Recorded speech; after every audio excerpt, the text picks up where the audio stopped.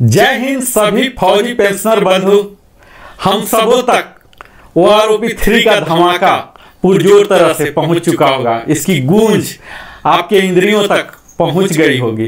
कई लोगों को यह दुखी किया, कई लोगों को थोड़ा सा खुशी प्रदान किया, कई लोगों को नाराजगी है। तो इस धमाका का असर अलग अलग पेंशनर को अलग अलग रूप में हुआ है और मेरा प्रयास है प्रामाणिकता के साथ उसका विश्लेषण करना, उस टेबल का विश्लेषण करना। इसमें 121 टेबल हैं, टोटल 265 पेजेज हैं। मेरा भरपूर प्रयास है कि हर रैंक के, हर ग्रुप के, हर कैटेगरी के मैं कवर करूं। धीरे धीरे हमारी यात्रा चल रही है। आज की यात्रा जो है अधिकारी गण के लिए है, यानी कि जो ऑफिसर्स हैं, मिलिट्री ऑफिसर्स।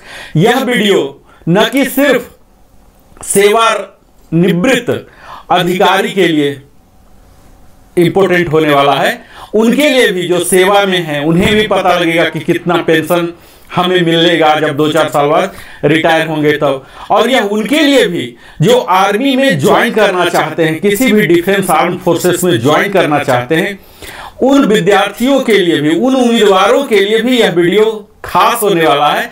क्योंकि यहां से आपको पता लगेगा कि कितना पेंशन उन्हें मिलता है, उस रैंक को मिलता है। इसको देख के आप प्रेरित हो सकते हैं। क्योंकि पेंशन का डबल वैल्यू वेतन होता है, सैलरी होता है। सैलरी के साथ कुछ एक्स्ट्रा प्रिविलेज होते हैं, कुछ अलाउंसेस होते हैं, और पेंशन में पेंशन नहीं होते हैं और डीआर होते हैं, कोई अलाउंसेस वगैरह नहीं होते। तो आज का वीडियो मैं शुरू करूं जो कि अधिकारी गण के लिए समर्पित है, जिसमें कि फ्लाइंग ऑफिसर से लेके chief of the air staff तक का, लेफ्टिनेंट से लेके आर्मी चीफ तक का कवर करने जा रहा हूं। इससे पहले मैं आप सबों को बता दूं कि OROP 3 का धमाका यह एक श्रृंखला है, जिसे कि हमने अभी अपने श्रृंखला में पहले कवर कर चुका कि OROP का क्या इतिहास है, किस प्रकार शुरू हुआ, इसके कौन कौन से माइलस्टोन हैं, कौन कौन से सेलिएंट फीचर्स हैं, बेनिफिट हैं, ये सब हमने अपने तमाम वीडियो में कवर कर लिया। यह वीडियो उन अधिकारी गण के लिए होने जा रहा है जो कि 1 जुलाई 2014 से पहले जो रिटायर हुए हैं उनके लिए यह लागू है। और यह उन सभी ऑफिसर के लिए लागू है एक्सेप्ट AMC, यानी कि मेडिकल कोर में, ADC में, RBC में, EC में, SSC में, TA बटालियन और MNS में। इसके अलावे जो भी अधिकारी गण हैं सब के लिए यह वीडियो अहम होने जा रहा है। तो आइए हम आगे की यात्रा प्रारंभ करते हैं। हमने अभी तक देखा कि OROP 1 लागू हुआ 2014 से। स्लाइड। तो हमने OROP की पूरी यात्रा देखी। अगर आपने हमारे पूरे पीछे का वीडियो नहीं देखा होगा तो इसमें हमने उसके इतिहास पर कवर किया, किन के लिए कवर हो रहा।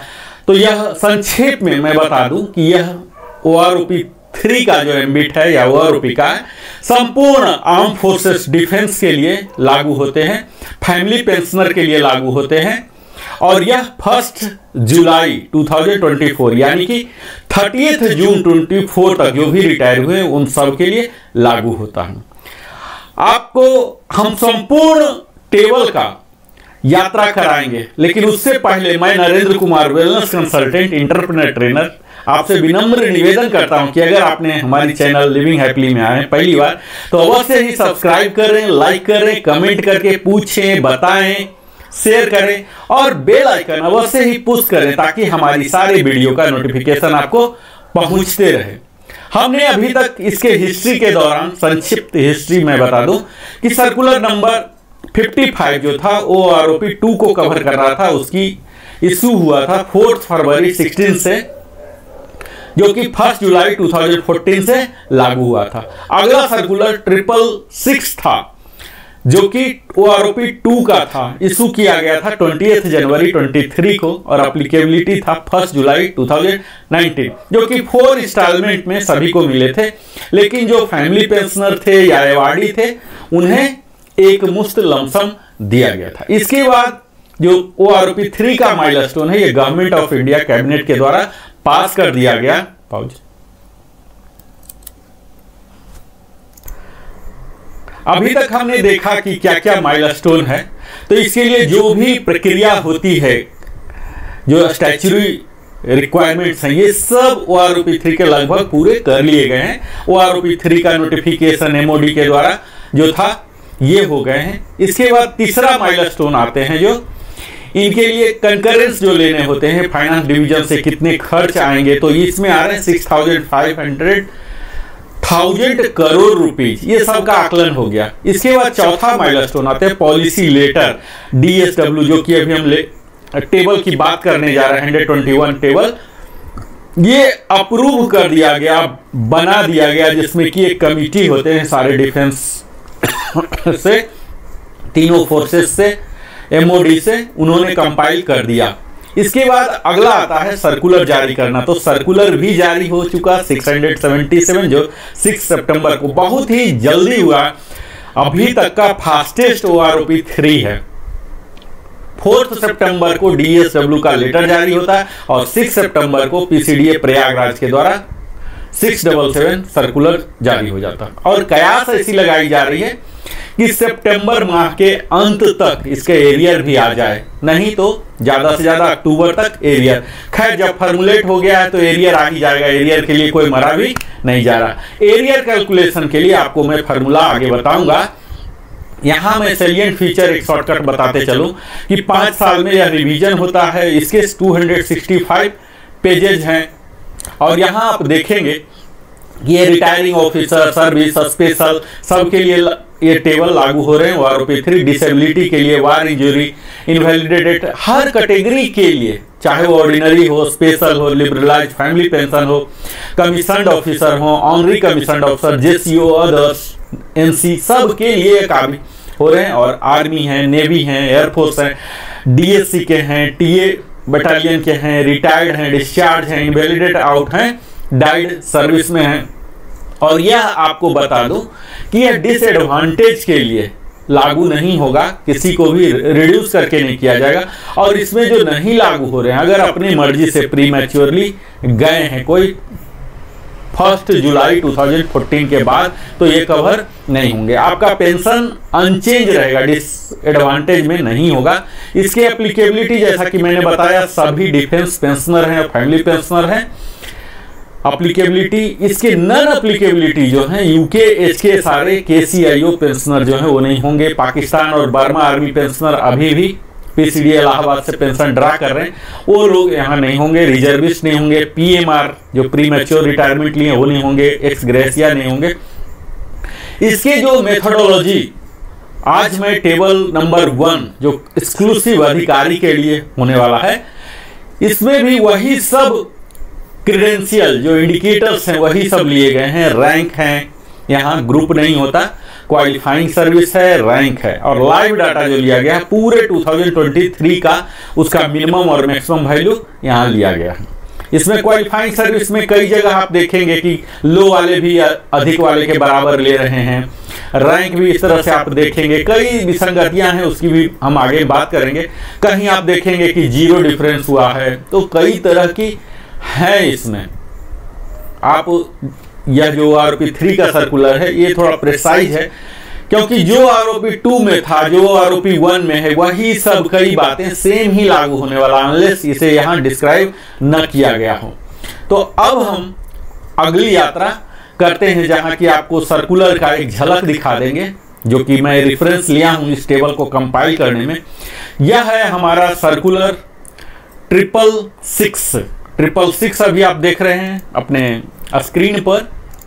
और यहाँ आप 666 देखिए किस तरह से यह इतने इनहैंस्ड 121 टेबल है। इसे हमने टेबल नंबर 1 666 का लिया और 667 दोनों के टेबल को लेके हम कंपेयर करके यहाँ एक्सेल चार्ट आपके समक्ष प्रस्तुत कर रहे हैं। तो आइए हम सीधा आपको एक्सेल चार्ट में ही ले जाते हैं, जहाँ की हर रैंक के, हर क्वालिफाइंग सर्विस में आपको दिखाऊंगा कि किस तरह से आप लाभान्वित होने वाले हैं या अनअफेक्टेड हैं। थोड़ा सा फिगर बड़ा कर दो आप।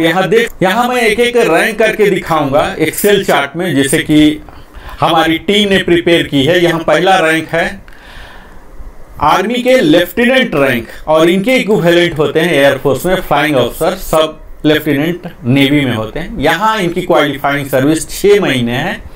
OROP 2 में 21604 था, OROP 3 में घटकर 20889 हो गया। तो यहाँ आप देख पाएंगे इस पेज में जो 11.5 इयर्स तक है पूरे निगेटिव ग्रोथ है, और यहाँ परसेंटेज है, यहाँ मैं दिखाया हूं कितना डिफरेंस हुआ जो कि माइनस में है। यहाँ कितना परसेंट हुए हैं ये भी माइनस में ही है, -3.3% यहाँ इक्वल आ रहा है। यहाँ भले डिफरेंस अलग हो रहे हैं लेकिन परसेंट दोनों में सेम ही है। खैर, लेफ्टिनेंट रैंक के बड़े ही कम ही होते हैं रिटायर इस इतनी छोटी सी, जब तक कि मेडिकल बोर्ड आउट ना हो। यहाँ 10 से ऊपर आप देखेंगे तो यहाँ 10 से ऊपर 10.5 में भी 19 इयर्स तक आप देख पाइए कि 19 इयर्स तक जो है ये आपको निगेटिव ही है। 19.5 से 448 रुपीज यानी कि 1.2% पॉजिटिव ग्रोथ होना यहां से प्रारंभ हुआ और 20 इयर्स में 1024 रुपीज 2.8% हुए हैं, और इसके बाद धीरे धीरे बढ़ रहे हैं। 20.5 के बाद 1600 की बढ़ोतरी हुई है जो कि 4.3% है। ये लेफ्टिनेंट का पहला रैंक है। इसके आगे अगर मैं दिखाऊं तो 20 से ऊपर का देख लीजिए। 20 से ऊपर ऐसे तो बहुत कम ही लेफ्टिनेंट रैंक में 20 तक पहुंचेंगे और फिर लेफ्टिनेंट बन के ही जाएंगे। फिर भी यहाँ डाटा है तो हमारे लिए जानना जरूरी है। 20 इयर्स में 1024 2.8% है, और उसके बाद 20.5 में 1600 की बढ़ोतरी जो कि 4.3। यहाँ आप पैटर्न देख पाएंगे कि 1600 ही बढ़ोतरी हो रहा है। OROP 3 में भी फिक्स्ड है 38400 और 4.3% की बढ़ोतरी हो रही है 24.5 इयर्स तक। 25 इयर्स में अगेन निगेटिव ग्रोथ हो रहे हैं और फिर यही निगेटिव ग्रोथ का सिलसिला आगे भी जारी है। 28.5 में 275 बेयर 275 रुपीज का डिफरेंस हो रहे हैं, और यहाँ फिर जीरो डिफरेंस है। 30 इयर्स के लिए कोई डिफरेंस नहीं है। 30.5 में 850 रुपीज है, 31 में 1425 है। यही सिलसिला 32 तक है, और 32.5 46300 जो कि हमारे ऑनरी लेफ्टिनेंट के भी हो गए हैं 46300, जो उनका फाइनल होते हैं honorary flying officer, honorary flight lieutenant का, ऑनरी कैप्टन का, यही 46300 होता है। इनमें बढ़ोतरी अच्छा है 5100, जो कि बहुत ही नहीं के बराबर ही होगा कि लेफ्टिनेंट रैंक से 33 करके गए हैं। तो यहाँ 12.4% की बढ़ोतरी हुई है। मैं अब अगला रैंक लेता हूं। अभी हमने लेफ्टिनेंट लिया और अगला रैंक है हमारा कैप्टन का, जो कि आर्मी का दूसरा रैंक है कैप्टन, और इसके इक्विवेलेंट एयरफोर्स के फ्लाइट लेफ्टिनेंट होते हैं और नेवी में लेफ्टिनेंट होते हैं। इनके भी आप देखिए कि 6 महीना से लेके आपको पूरे 11.5 जो स्क्रीन में आप देख पा रहे होंगे निगेटिव ग्रोथ है, और भयंकर निगेटिव ग्रोथ है। 41% तक का निगेटिव ग्रोथ देखने को मिल रहा है। खैर, कैप्टन में जाने वाले बहुत ही कम होंगे, और निगेटिव अगर है तो निगेटिव आपको मिलने नहीं जा रहा। जो OROP 2 है या OROP 2 से भी ज्यादा अगर मिल रहा है आपको नोशनल या किसी और वजह से, तो वही मिलते रहेगा। डिसएडवांटेज के लिए कहीं भी रिवीजन नहीं होगा। अब हम 10 से ऊपर के लिए चलते हैं फ्लाइट लेफ्टिनेंट के लिए। तो यहाँ भी निगेटिव ग्रोथ ही दिख रहा है। यहाँ आप 20 इयर्स तक निगेटिव ग्रोथ ही देख रहे हैं, और निगेटिव ग्रोथ का विश्लेषण करने की कोई आवश्यकता नहीं है। 20 के आगे हम चलते हैं तो देखते हैं कि यहाँ भी निगेटिव चल रहा है, और जो कि निगेटिव का सिलसिला लगभग पूरे ही है। निगेटिव का सिलसिला 32 इयर्स तक चल रहे हैं, जो कि पैटर्न आप देखें 800 रुपीज का 1.8% का निगेटिव का सिलसिला। यहाँ पॉजिटिव आए हैं 32.5 इयर्स में 46300, जो कि वहाँ लेफ्टिनेंट के लिए भी था। यहाँ बढ़ोतरी 2625 का है, 6% है। 33 एंड एबव के लिए भी 46300 है, जो कि यही figure honorary flying officer, honorary flight lieutenant के लिए भी कर दिया गया है। तो यहाँ जो एक फ्लाइट लेफ्टिनेंट का बेसिक है मैक्सिमम, अगर उस पद से कोई जाते हैं, और एक ऑनरी फ्लाइट लेफ्टिनेंट, तो दोनों का पेंशन बिल्कुल समान है। यह आप देख पाएंगे कैप्टन के लिए। अगला रैंक हम आते हैं मेजर के लिए। मेजर आर्मी का तीसरा रैंक है और इसके इक्विवेलेंट होते हैं एयरफोर्स में स्क्वाड्रन लीडर और आर्मी में होते हैं लेफ्टिनेंट कमांडर। यहाँ आप देखेंगे कि 6 महीना में तो कोई जाएंगे नहीं, फिर भी किसी कारण से गए हैं और टेबल में है तो यहाँ देखना जरूरी है। आप 10 साल तक देखें तो पूरे निगेटिव ग्रोथ है और बहुत भयंकर निगेटिव ग्रोथ है। 10,000 से भी ज्यादा 12,000 तक का है। और यहाँ परसेंटेज में अगर देखें तो 25.3% तक का रिड्यूस्ड है। यहाँ आप देखिए वैल्यू चेंज हो रहे हैं अलग, लेकिन आप पैटर्न को अगर देखें तो परसेंटेज 25.3% है। तो इसका सीधा सा यही मतलब लगाया जाता है निगेटिव होने का, क्योंकि इन्हें डाटा नहीं मिला। इस अवधि में कोई रिटायर होने वाले नहीं थे अधिकारीगण और इन्हें डाटा नहीं मिला, जिसके वजह से ये सब निगेटिव होते चला गया। अब हम 10 से ऊपर का देखते हैं तो 10 से ऊपर भी आपको पूरे 20 ईयर्स तक का देखें तो यहाँ भी पूरा निगेटिव ही है और अच्छा खासा निगेटिव है। 24-25% तक का निगेटिव, और फिर यहाँ 7-8-4% तक का निगेटिव है। तो जिनका भी निगेटिव है उनके डिसएडवांटेज के लिए ये नहीं होगा रिवीजन, तो उन्हें चिंता करने की जरूरत नहीं है। अब हम 20 से ऊपर चलते हैं। 20 से ऊपर जब आप चलेंगे तो यहाँ देखेंगे कि यहाँ भी पूरा यानी कि मेजर रैंक का पूरे अंतिम तक कंप्लीट, यही एक ऐसा रैंक है जिसमें कि पूरे निगेटिव ग्रोथ ही है अंतिम तक 33 इयर्स तक। तो हम इसके विश्लेषण नहीं कर रहे हैं। यहाँ आप देखेंगे कि 68550 था, जो कि अब घटकर 54340 हो रहा। 20% तक का निगेटिव ग्रोथ है। तो निगेटिव ग्रोथ किन्हीं को नहीं दिया जाएगा, इसलिए मैं विश्लेषण से बाहर रखता हूं। लेकिन ये देखने में अच्छा नहीं लग रहा कि OROP 3 में सब रैंक अब बढ़ रहा, तो मेजर साहब को क्यों घटा दिया गया। यह तो एक तरह का विसंगति मान सकते हैं।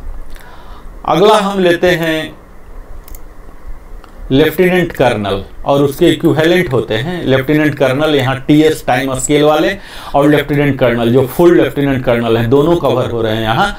और इसके इक्विवेलेंट है एयरफोर्स में विंग कमांडर और नेवी में है कमांडर। इनका 6 महीने से लेके 10 साल तक अगर देखें, ऐसा बहुत ही कम होंगे, एक्सेप्शनल होंगे कि इतना जल्दी ये विंग कमांडर बन गए 10 साल तक में ही, और जा भी रहे हैं। चूंकि नहीं गए हैं, कोई डाटा नहीं है, इसलिए पूरे निगेटिव ग्रोथ ही है। -1.3%, करीब 500, 600, 700 इस तरह से जैसे जैसे अवधि और बढ़ रहे हैं 800 तक हो रहे हैं। यह निगेटिव ग्रोथ का सिलसिला 12.5 इयर्स तक है। आप जिस में फॉल हो रहे हैं आप उस स्लाइड का स्नैप भी ले सकते हैं। 10 साल तक यहाँ माइनस है, यहाँ देखिए 12.5 तक भी माइनस। यह निगेटिव ग्रोथ का सिलसिला समाप्त होता है 13 इयर्स में, जो कि 188 रुपीज और 0.3% है। और इसके आगे फिर बढ़ोतरी ही है और अच्छा खासा 4 डिजिट में है। विंग कमांडर का पेंशन बढ़ा है 1231 1.8%, और इसी तरह से जैसे जैसे अवधि बढ़ रहा यहाँ बढ़ रहा है। आप देख पाएंगे 68350 विंग कमांडर का हुआ करता था, जो कि अब 73950 हो रहा है, यानी कि बढ़ोतरी 5600 का है 8.2%, जैसे अच्छा खासा बढ़ोतरी आप कह सकते हैं। यहाँ आप देखेंगे 18.5 के लिए थोड़ा सा निराशाजनक है। कई विंग कमांडर हो सकते हैं इस अवधि में जाते हों, जिनके लिए कि एक नाराजगी भरा यह रिवीजन होगा। -2000 है, -2.6% है इनका, और यही 19.5 के लिए 6300 की एक अच्छी बढ़ोतरी है। 20 में भी अगर कोई जाते हैं तो 4200 की 5.4% की बढ़ोतरी है। अगर 20 से ऊपर का टेबल देखा जाए तो यहाँ आपको पता लगेगा कि 20 में 4200 तो बढ़ोतरी है ही, और इसके ऊपर सिर्फ 21 तक ही बढ़ोतरी है, और 21 के बाद फिर आप आगे बढ़ते हैं तो यह आपको 27 तक निगेटिव है। तो इस तरह से निगेटिव होना, पॉजिटिव होना, जीरो होना, ये बड़ा ही मैजिकल लग रहा है, ये लॉजिकल नहीं है, साइंटिफिकली नहीं है।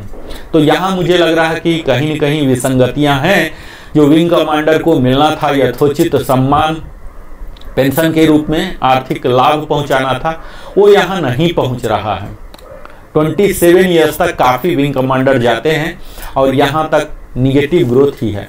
इनका पॉजिटिव ग्रोथ होना शुरू हुआ है 27.5 से 3950, जो कि अच्छा खासा फिगर है, लेकिन परसेंटेज बहुत ज़्यादा नहीं है, 4.1% ही है। और इसके बाद इनकी बढ़ोतरी है 31 में। अगर कोई विंग कमांडर जा रहे हैं, बहुत ही कम होंगे इस तरह से, लेकिन अगर कोई जा रहे हैं तो उनमें काफ़ी बढ़ोतरी हुई है 16.2%, 15450, और यही सिलसिला जारी है। यानी कि विंग कमांडर में अगर कोई मैक्सिमम 33 एंड एबव करके गए हैं तो 1,10,850 जो मैक्सिमम है, 16.2 की बढ़ोतरी हुई है। क्योंकि यहाँ जो भी गए हैं वो बहुत ज़्यादा साल से विंग कमांडर रहे हैं, यानी कि उनका सैलरी बहुत ज़्यादा ऑलरेडी रहा है, इसीलिए यहाँ पेंशन में भी रिफ्लेक्ट हुआ है। बाकी सब में जो निगेटिव आ गए हैं, यानी कि इस रैंक में गए नहीं हैं, और गए हैं तो अचानक विंग कमांडर कुछ ही साल के लिए रहे हैं, लेट से विंग कमांडर बने हैं और कम सैलरी ही था। तो ये सब कुछ कारण रहे हैं जो कि यहाँ आपको इस तरह का पैटर्न दिख रहा है। जबकि होना क्या चाहिए था, यहाँ हर साल 3% का सैलरी में रिवीजन हो रहा, तो यहाँ पेंशन में भी दिखना चाहिए था, जो कि नहीं दिख पा रहा, जो कि आप एक एनोमली के रूप में इसे कह सकते हैं। खैर, एनोमली के बारे में बाद में बात करेंगे। तत्काल हम एज इट इज प्रामाणिकता को कायम रखते हुए हम आगे अगला रैंक लेते हैं, और अगला रैंक है कर्नल टीएस, जो कि फुल कर्नल नहीं बन पाते हैं, तो उनके लिए कर्नल टीएस टाइम स्केल का प्रावधान रखा गया है आर्मी में, और इसके इक्विवेलेंट ग्रुप कैप्टन टीएस और कैप्टन टीएस नेवी में होते हैं। टाइम स्केल, क्योंकि इतना टाइम हो गया तो वो बन जाते हैं, किसी भी कारणवश अगर फुल कर्नल नहीं बन पाए तो टीएस कर्नल बनते हैं। इनकी 6 महीने में तो कोई कर्नल बनेंगे नहीं, लेकिन जो भी है टेबल है। और यहाँ के ऑनवर्ड्स देख लीजिए, कर्नल टीएस के लिए आप शुरू से ही देख लीजिए कि काफ़ी अच्छी बढ़ोतरी यहाँ दिख रही है। यहाँ अगर 10 ईयर्स तक देखें तो सारे पॉजिटिव हैं, और सब में वैल्यू भले ही अलग अलग है, वो आरओपी 3 के वैल्यू अलग अलग सबके बेसिक सेट हुए हैं, लेकिन यहाँ आपको एक पैटर्न दिखेगा जो कि 14.3% का इंक्रीज हुआ है, जो कि एक बहुत ही अच्छा खासा सिंबल दिख रहा है। और यही फार्मूला हर रैंक में अगर लग गया होता तो काफ़ी बेहतर होता। इससे यह दिख रहा कि कर्नल जो भी बन के जा रहे हैं, ये काफ़ी साल से कर्नल रहे हैं, इनके कर्नल के हाईएस्ट सैलरी स्केल में गए हैं, इसीलिए इनका हाईएस्ट है, और इसी वजह से यहाँ पेंशन में भी रिफ्लेक्ट हो रहा। 14.3 जो कि काफ़ी अच्छा है, 8,609। और 10 के ऊपर अगर हम चलते हैं तो यहाँ 10 के ऊपर देख लीजिए 9171 है, और लगातार 14.3 का जो है ये मेंटेन किया हुआ है 12.5 ईयर्स तक, और 13 से तो और भी ज़्यादा 16% हो रहे हैं। और 13.5 एंड एबव देख लीजिए, यहाँ आपको अलग अलग बेसिक पेंशन दिखेंगे। पहले भी ओआरओपी 2 में भी अलग अलग रेट थे, ओआरओपी 3 में भी हैं, डिफरेंस भी अलग अलग है, लेकिन आपको एक चीज़ कॉमन दिखेगा, जो कि परसेंटेज हमने निकाला तो परसेंटेज से पता लगा कि सब में 16.4% का डिफरेंस है। यानी कि यही फार्मूला वहाँ लगा दिया गया है। यहाँ कोई भी निगेटिव ग्रोथ नहीं है, जो कि एक बड़ा अच्छा खासा सिंबल है। कर्नल टीएस बनने में भी कम से कम 26 साल और उससे ऊपर ही लग जाते हैं, 20 से ऊपर हो जाते हैं, तो इनके लिए एक अच्छा खासा बढ़ोतरी है। अगर 20 से ऊपर की बात की जाए तो 20 से ऊपर भी आप देख लीजिए, यही सेम 16.4% का इजाफा इनके पेंशन में हुआ है, जो कि 24.5 तक कंटिन्यू रहा है। यह 16.4% इनके लिए 15,872, जो कि एक अच्छा फिगर कहलाता है। काफ़ी कुछ इन्हें सम्मानजनक जिंदगी गुजर बसर करने के लिए प्राप्त हो रहे हैं। 25 से थोड़ा परसेंटेज घटे हैं, चूँकि इनको 14,400 ही मिल रहे हैं। अब इनका जो स्लैब है ये 1,12,250 तक ही मैक्सिमम यहाँ फिक्स कर दिया गया है, जो कि 11.5 13.1 तक यहाँ स्लैब को मर्ज करता हुआ आप देख पा रहे हैं। और यहाँ जब हम आगे बढ़ते हैं 30 से आगे तब आप देखेंगे कि परसेंटेज फिर घट रहे हैं। 33 में जो मैक्सिमम एक कर्नल टीएस का जो पेंशन है 1,14,125, यही मैक्सिमम है। 32.5 से मैक्सिमम, इससे ज़्यादा नहीं है। तो 8950 यहाँ जो हाईएस्ट वाले हैं 32 का, उन 32 ईयर्स से और उससे ऊपर वाला 8,900, यानी कि परसेंटेज आप देखिए 8.6%, 8.5% ही हुआ है। उससे पहले काफ़ी अच्छी मात्रा में इनका 13.1, 11.5 जो कि कर्नल टीएस वाले का काफ़ी अच्छा संतोषप्रद आप कह सकते हैं कि इनकी पेंशन में इजाफा हुआ है। हम अगला रैंक लेते हैं यहाँ कर्नल साहब का। कर्नल साहब ये फुल कर्नल हैं और इनके इक्विवेलेंट हैं ग्रुप कैप्टन और एयरफोर्स के और नेवी के कैप्टन हैं। इनके क्वालिफाइंग सर्विस 6 महीने से लेके अगर 10 साल तक देखें तो इनका पॉजिटिव ग्रोथ ही है। अच्छा खासा परसेंटेज अगर देखें तो यहाँ आपको एक पैटर्न नजर आएगा, 14.3% का इजाफा है। यहाँ डिफरेंस भी 6,000, 7,000, 8,000, 9,000 इस तरह से ग्रेजुअली बढ़ रहा है। तो इनके लिए संतोषप्रद है और इनके लिए एक खुशखबरी धमाका यह है। हालांकि इस छोटे से अवधि में कर्नल ग्रुप कैप्टन बनना लगभग नामुमकिन है। 10 साल से ऊपर अगर हम चल के देखते हैं तो यहाँ भी इनका यही 14.3%, 16.4% का जो पैटर्न दिख रहा है, यही पैटर्न इनके लिए लागू किया गया। काश यही हर रैंक के लिए होता, पीबीओआर के लिए भी होते, जेसीओ के लिए भी होते, तो कितना अच्छा खुशखबरी होता। कर्नल के साथ जो किया गया यही पैटर्न, यही परसेंटेज, चूंकि उनका हाई बेसिक है तो यहाँ हाई बेसिक उनको मिला है। क्योंकि उनका 16.4% ही 13,000 हो रहा, लेकिन परसेंटेज तो सेम कायम किया ही जा सकता था। तो यहाँ कहीं न कहीं विसंगतियां हैं जो कि इस फार्मूला को और बाकी रैंकों के साथ नहीं लगाई गई। क्या मजबूरियां हैं ये तो धीरे धीरे अभी पता लगेगा जैसे जैसे हम लोग एनालाइज करेंगे। यहाँ 20 ईयर से अगर ऊपर जाते हैं तो 20 ईयर से ऊपर आप जाने पर देखेंगे कि परसेंटेज जो है बढ़ोतरी का दर वो 16.4% ही है, लेकिन अमाउंट अलग अलग हो रहे हैं। तो इससे ये क्लियर हो रहा है कि जो सॉफ्टवेयर में इंस्ट्रक्शन दिया गया है वो परसेंटेज का ही दिया गया है, क्योंकि यहाँ पैटर्न आप देख पा रहे हैं क्वालिफाइंग सर्विस पर दिया गया 24.5 तक के लिए 16.4% का इजाफा हुआ है। हालांकि यहाँ अलग अलग स्लैब हैं। यहाँ 25 में देखेंगे थोड़ा परसेंटेज घट रहा, 14.7 हो रहे हैं। इनका वृद्धि दर जो है 14,400 है, जो कि बढ़कर 1,12,550 हो गया है। इनमें मैक्सिमम अगर जाएंगे तो मैक्सिमम यहाँ 33 ईयर्स तक है, जो कि 33 ईयर्स में इनका जो मैक्सिमम ग्रुप कैप्टन का पेंशन है 1,15,700 है मैक्सिमम। और यहाँ 10% की बढ़ोतरी हुई है, जो कि एक अच्छा खुशखबरी है और यह धमाका को पॉजिटिवली देख सकते हैं। इनके पेंशन में 8950 का इजाफा हुआ है 32.5 वाले का। यहाँ सबको करीब 10,000 5 डिजिट में इंक्रीज हुआ है। एक 31 वाले का 8,900 ही हुआ, 8.6%। तो यह आप कह सकते हैं कि कर्नल साहब के लिए यह खुशखबरी लेके आया है। OROP3 थ्रू आउट बढ़ा हुआ है, 4 डिजिट में, 5 डिजिट में ही है ऑलमोस्ट। तो इनके लिए खुशखबरी है।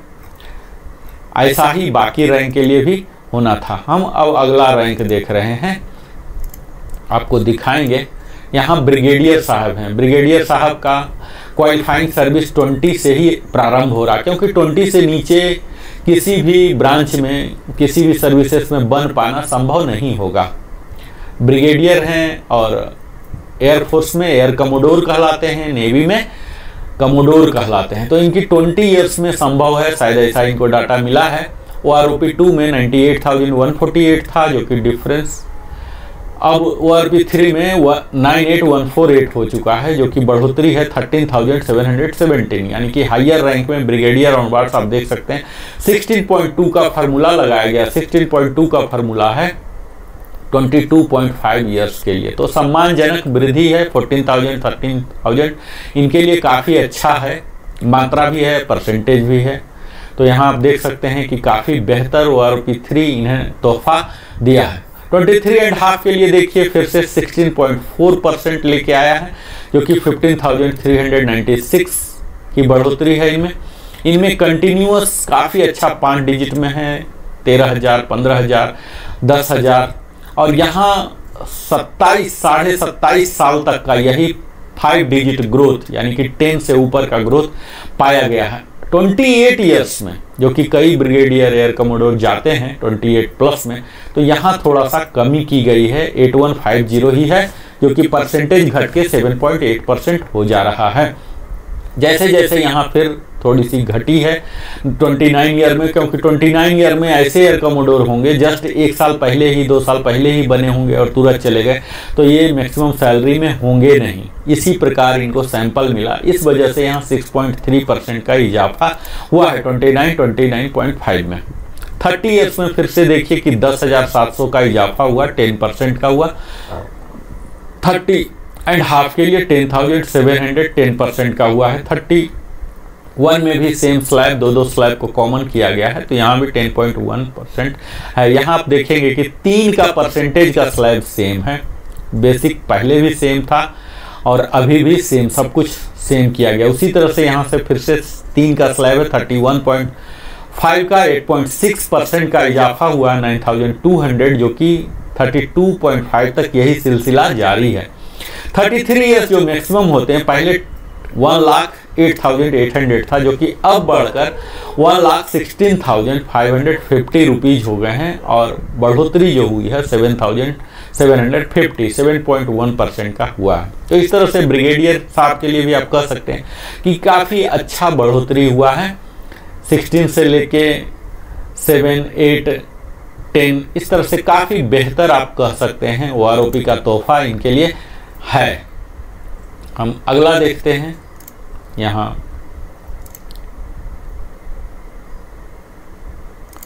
ब्रिगेडियर से आगे जो रैंक है वो मेजर जनरल साहब का है और एयरफोर्स में इसे एयर वाइस मार्शल कहते हैं और नेवी में रियर एडमिरल कहते हैं। यहाँ भी क्वालिफाइंग सर्विस 20 से ही शुरू होता है, क्योंकि 20 से नीचे इन रैंक पर पहुँच पाना, रिटायर होना असंभव है। तो यहाँ OROP 2 में इनका पेंशन हुआ करता था 84,491 और OROP 3 में यही बढ़कर करीब 98,148 हो गए, यानी कि डिफरेंस हुए हैं 13,657 का। 16.2% का यहाँ ऑफिसर का मैक्सिमम आप देखिए, जो कि कर्नल से ही चला रहा, कर्नल TS से 16.2% का फ्लैट इन्हें अच्छा खासा इजाफा दिया गया है। अब ये कौन से फार्मूला से 16.2, जो कि बाकी किसी और रैंक में नहीं दिख रहे थे, तो यहाँ काफ़ी अच्छा परसेंटेज इन्हें मिला है। हालांकि बहुत ही कम वैकेंसी कम होते हैं, रिटायर भी कम होते हैं, तो इन रैंकों पर जैसे जैसे आप ऊपर जाएंगे पिरामिड शेप में, बहुत ही कम पेंशनर इतने हायर रैंक पर पहुँच ही पाते हैं, फिर रिटायर होते हैं, फिर जीवित ही कितना साल रह पाते हैं, ये सब देखने वाली बात है। तो यहाँ यह देखिए कि इन रैंक पर 16.2% का इजाफा हुआ, जो कि 23 ईयर्स में 93,100 हुआ करता था, जो कि अब 1,07,537, 14,437 का इजाफा हुआ है, 15.5% का इजाफा हुआ। तो यही इजाफा का दर बना हुआ वृद्धि का यहाँ आप देख पाएंगे कि 24.5 तक 15,872, 16.4 का दर रखा गया। 25 में थोड़ा सा घटकर 13.9 हो गया और 25.5 में तो और भी घट गए हैं, 10.8% हो गए। यहाँ जब और आप बढ़ेंगे 25 से ऊपर तो देखेंगे इनके 10 लगभग 10 का वृद्धि दर रखा गया। 28 में थोड़ा सा घट गया है, 7.8% है, 8150 ही है और 8150 का 2 स्लैब है, 28 के लिए भी 28.5 के लिए भी 7.8% है। 29 ईयर्स के लिए जो कि कई जाते होंगे 6.3% है, 29.5 में 6.3% है, जो कि लोएस्ट है इस रैंक के लिए। बढ़ोतरी के हिसाब से अगर देखें तो 30 ईयर्स में फिर से 10% आ गए, तो 10% एक सम्मानजनक इन्हें आर्थिक मदद इससे मिल सकती है। 30.5 के लिए भी 10.1 है, जो सेम ही बेसिक पहले था और अभी भी सेम ही स्लैब में रख दिया गया है 550 करके।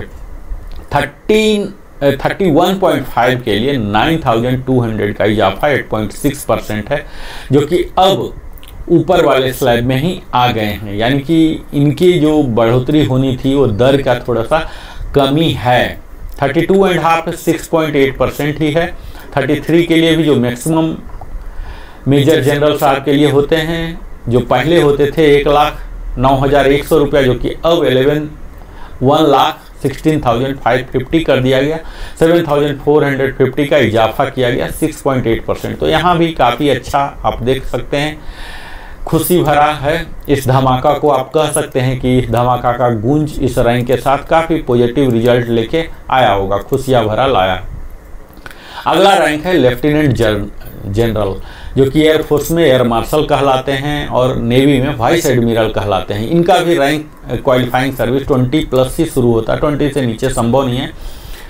और यहाँ आप देख पाएंगे कि बढ़ोतरी जो है, पहले 84,431 से शुरू होते थे लेफ्टिनेंट जनरल साहब का, जो कि अब 98,148, यानी कि इनके पेंशन में जो बढ़ोतरी हुई है 13,717, जो कि काफ़ी बेहतर फिगर कहा जा सकता है। 16.2 यहाँ जो फार्मूला पहले भी पैटर्न में देखे होंगे, 16.2 मैं बार बार बोल रहा हूँ, 16.2 सुनकर देखकर बड़ा ही खुशी होता है। और यह भी लगता है कि काश यही 16.2 का इजाफा हर रैंक में होना चाहिए था। जो फार्मूला यहाँ लगाया गया, काश यही फार्मूला बाकी रैंक के साथ भी लगाया जाता। तो आज जो OROP 3 के साथ जो नाराज़गी है कई लोगों का, कई रैंक के साथ, कई ग्रुप के साथ, ये शायद नहीं हो पाता। तो यहाँ कहीं न कहीं कुछ न कुछ चूक त्रुटि तो रही ही है, इसे मानना पड़ेगा जो टेबल बनाए हैं। लेफ्टिनेंट जनरल का आप देख पाएंगे 23 के लिए 14,437 रुपीज़ का इजाफा, 15.5% का। इसी तरह से आप जैसे आगे बढ़ेंगे 15,000 25 ईयर्स में जाकर थोड़ा सा घट जा रहा है, 13,700 का है, 13.9% का इजाफा यहाँ हुआ है। 25 से ऊपर आप 10.8% का इजाफा सेंट्रली देख सकते हैं, जो कि वैरी हो रहा है अलग अलग, लेकिन फिर भी खुशी की बात है कि लगभग 10,000 का इनको वृद्धि हो रहा है। यहाँ आप जैसे जैसे आगे बढ़ेंगे 28 ईयर्स में तो 7.8%, जो पेंशन इनको 1,04,400 मिलता था वो अब 1,12,550 मिलेगा। इस प्रकार आप कह सकते हैं कि 8,150 का इजाफा, 7.8% का इजाफा हुआ है। 29 ईयर्स में भी आप देखिए 6,700, जो कि थोड़ी सी मात्रा कम है, 6.3% है। इसी तरह से 30 ईयर्स में आप देख पाएंगे कि 10.1% का इजाफा हुआ है, जो स्लैब 3 पर चल रहे हैं। पहले भी सेम था और अभी भी सेम स्लैब में है। यहाँ स्लैब चेंज हो रहे हैं 31.5 से, और OPT का 1,07,350 होते थे, जो कि अब 1,16,550 हो रहा है, 9,200 मात्र बढ़ोतरी हुआ है, 8.6। तो इस प्रकार आप ओवरऑल देख पाएंगे कि जो मैक्सिमम है, जो एयर मार्शल पद से ही रिटायर हुए हैं, तो उनका पेंशन जो OROP 3 है 1,16,550, जो कि मैक्सिमम आप देख लीजिए यहाँ इनके पीछे वाले के बराबर, यानी कि 30 के बराबर ही अगर एयर मार्शल साहब जाते हैं 30 में या 33 से एबव में भी, तो इनको सेम स्लॉट में यहाँ स्टेग्नेशन आ गया है, क्योंकि सैलरी में भी स्टेग्नेशन हो जाते हैं। 30 में तो कोई बन नहीं पाएंगे, वो आगे जाके ही बनेंगे। तो यहाँ लास्ट में 4% का ही इंक्रीज हुआ है। हम अगला अपने विश्लेषण में लेते हैं नेक्स्ट अधिकारी रैंक का, टेबल नंबर 1 का ही।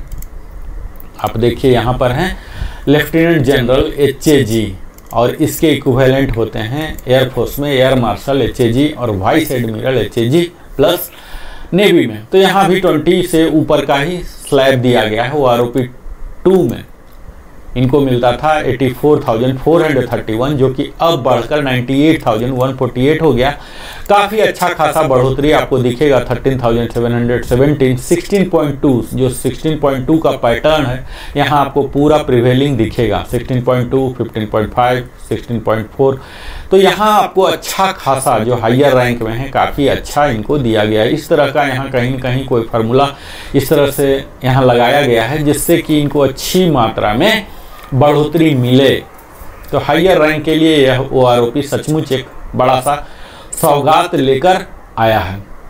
यहाँ पूरे ही देख पाएंगे, हालांकि इस रैंक में बहुत ही कम रिटायर होते हैं। आप गिन सकते हैं कि अभी कितने पेंशनर हैं इस रैंक के, पर जो भी हैं 33 में मैक्सिमम जो हैं यहाँ पहले हुआ करता था 1,12,200 रुपया, जो कि अब 1,16,550 मैक्सिमम इतना ही हुआ। तो जो मैक्सिमम वाले हैं इनके लिए थोड़ा सा इतनी बढ़ोतरी नहीं है, 3.9% ही है, जो कि इस ब्रैकेट का मैक्सिमम, क्योंकि कैपिंग आ जा रहा है 3.9% ही है, क्योंकि इससे ज़्यादा यहाँ जो है 1,16,550, इससे ज़्यादा इनको किया नहीं जा सकता, इसीलिए इनकी बढ़ोतरी भी थोड़ी सी दिख रही है। पर यहाँ ओवरऑल अगर आप देखेंगे तो काफ़ी अच्छी मात्रा में 4 डिजिट में 5 डिजिट में 3.9% से लेकर 16.2% तक का इजाफा हुआ है, और इसमें कहीं कोई निगेटिव ग्रोथ नहीं है। तो ये एक खुशखबरी है, इस रैंक के लिए एक खुशी भरा पैगाम है।